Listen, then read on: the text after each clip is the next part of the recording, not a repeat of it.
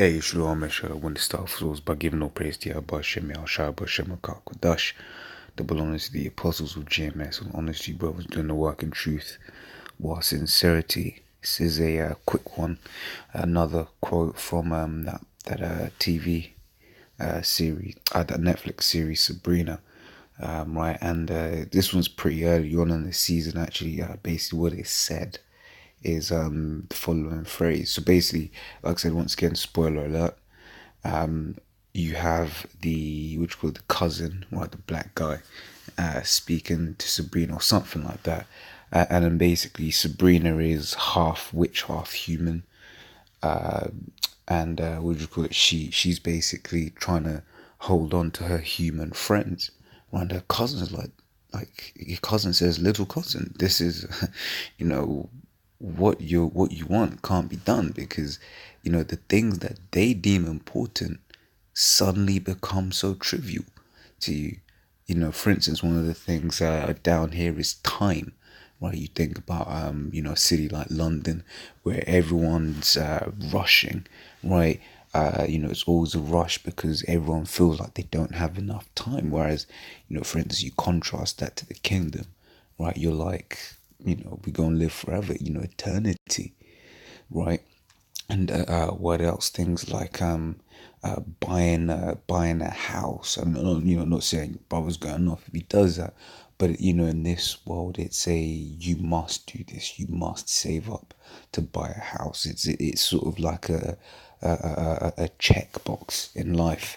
Everything in this world is full of checkboxes, right? Like I said, not going off if you do that, because sometimes, what you call it, owning is cheaper than renting. Yeah, so that's another thing. But the way we look at things, we're like, look, man, I can do this, I can do that, but all this is gonna be destroyed, right? And in fact, let me load up this precept thing about. Let's put this on. Okay, so hopefully that what you call it, that didn't interrupt the video. I just put it on airplane mode, unless someone gives me a call. Yeah, let me just load up this precept real quick as well. This is Second Ezra's Pilgrims. If I can spell, it's life, bear with me. Alright, so let me grab this first. The Second Peter 3:11 says, seeing then that all these things shall be dissolved, what manner of persons ought ye to be in all holy conversation and godliness? Well, and that's ultimately it. We can see that everything's going to be dissolved. So you might look at something and then, everyone else is, looking at it and desiring it. But for you, it's kind of like, if I get this thing, it is what it is. And then it will be destroyed. For instance, people put a lot of emphasis in, oh, what car you driving, this, that, and the other, which, we're men, right? But the back of your mind, right, look, it doesn't matter because it's going to be destroyed.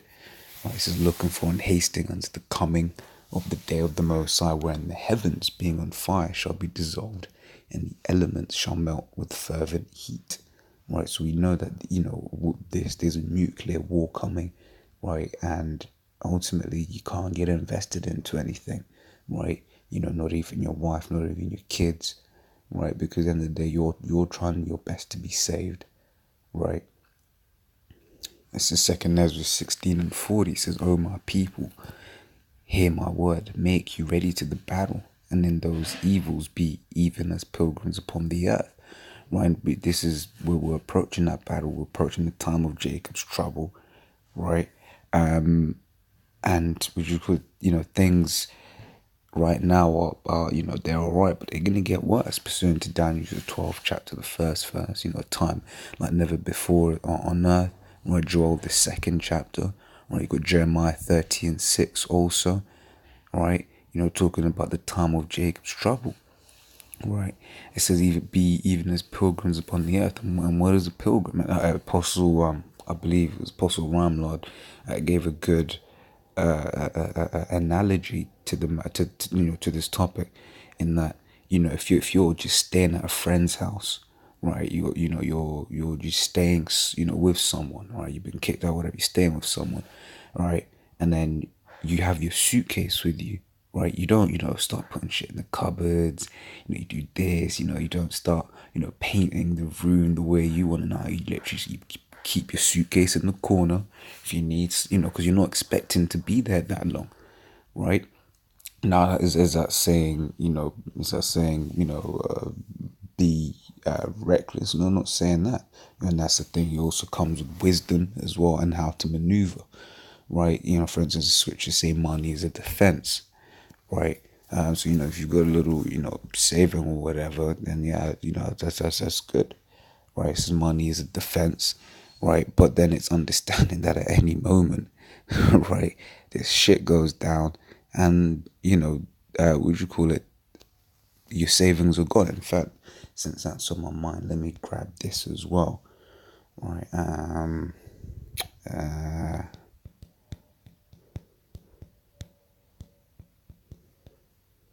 Says Sirach 29:10 says, "Lose thy money for thy brother and thy friend, and let it not rust under a stone to be lost," right? So I say nothing wrong with having some savings in that, but also, don't forget to take care of brethren, because you could be saving and saving and saving, and tomorrow, guess what happens? Boom, this economy crashes, and whatever. So it's like, what really are you, saving for? I hope I'm making sense. But it says, "He that selleth, let him be as he that fleeth away, and he that buyeth as one that will lose," right? But you still know that you buy, but you buy with the knowledge that you might lose it, right? You sell, what you call it, with knowledge, in this world, that the IRS will come take your money or whatever, what have you. HMRC, right? Says, "He that occupieth merchandise as he that hath no profit by it, and he that buildeth as he that shall not dwell therein." So basically, it's like being detached almost, right? And that's what we are to the world. That's why the world looks at us funny, because it's like, why aren't you doing the things that we do? Why aren't you in love with the world like we're in love, right? But that's because the things that they deem important, right, we know are trivial, right? We're like, that's not even a big issue, right? you know uh, People talk about this Brexit, for instance, as a big thing, for the majority of people, right, here in the UK. So that's a big issue, whether you're British or whether you're a foreigner in the UK, right? But for us, we're just kind of like, well, yeah, it's a big issue and that, but yeah, if it helps further our agenda such that we can get up out of this kingdom sooner, then hey, brakti habashi meal shy, right?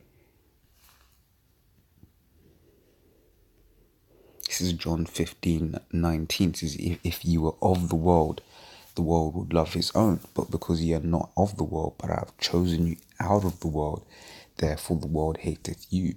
Right? So because we're not of this world, because we don't, take pleasure and care in certain things that people, care about, then people are, that's one of the reasons people are offended, right?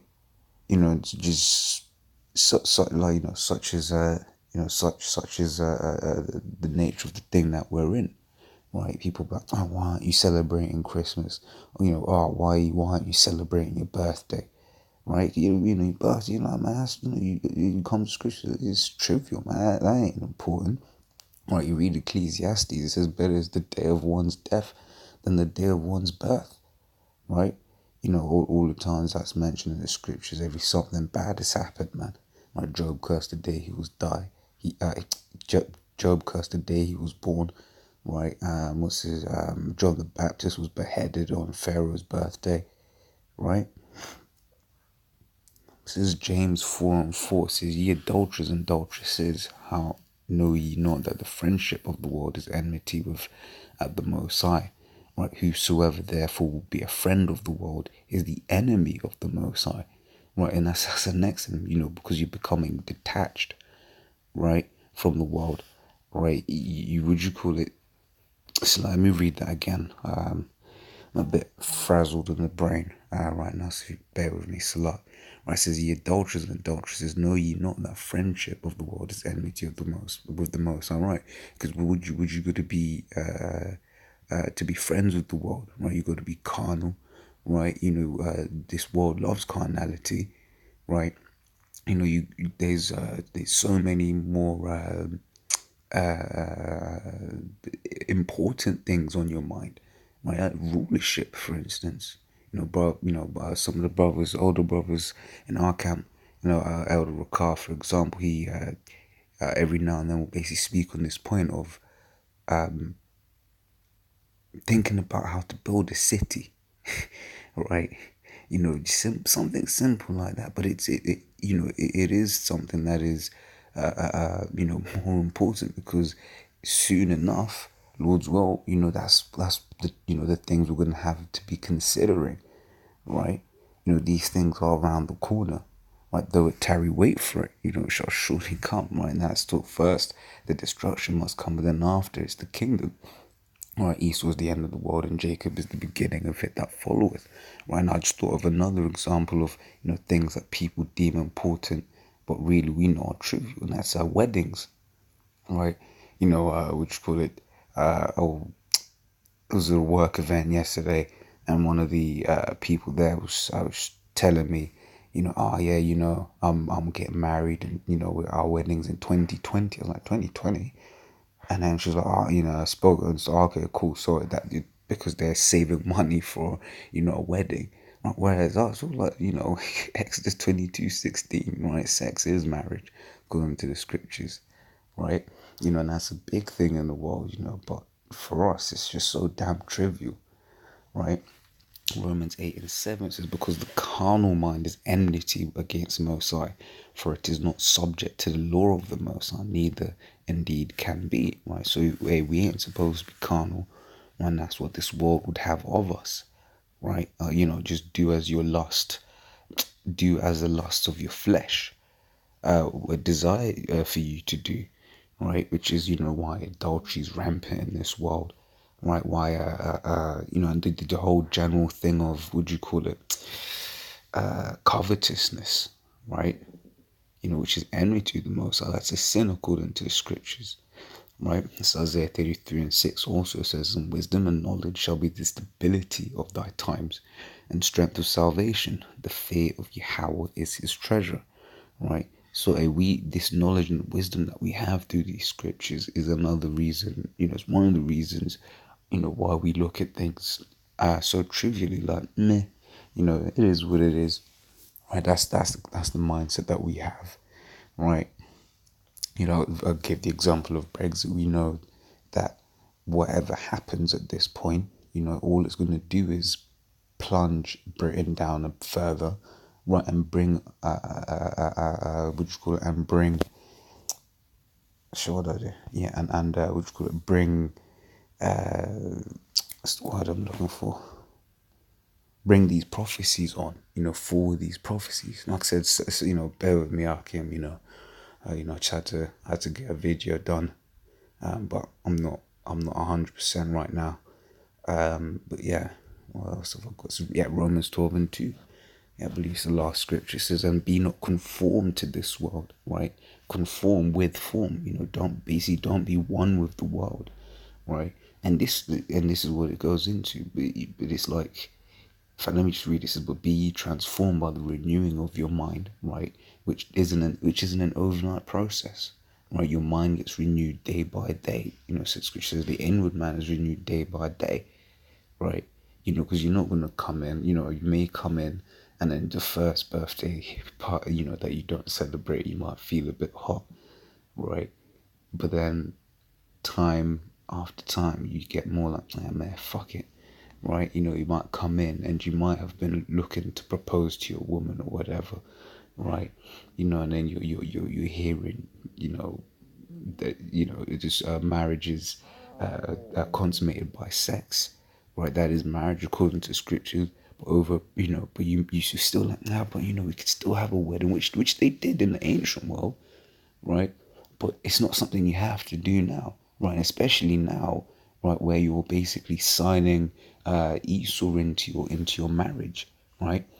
You're making a contract, a three-way contract between you, well, really between the state, your woman, and then you, right? And then now the state, as the proposal was going into, now the state have access to your marriage, to your relationship, right?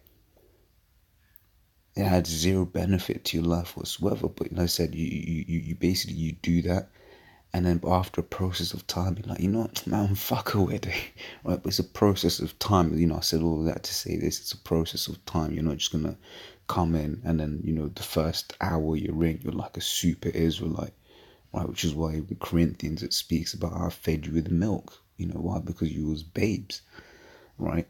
It says that ye may prove what is that good and acceptable and perfect will of the Most High. So yeah, I'm gonna call it an end here. That says, daughter for bearing with me. And yeah, till the next time I say shalom.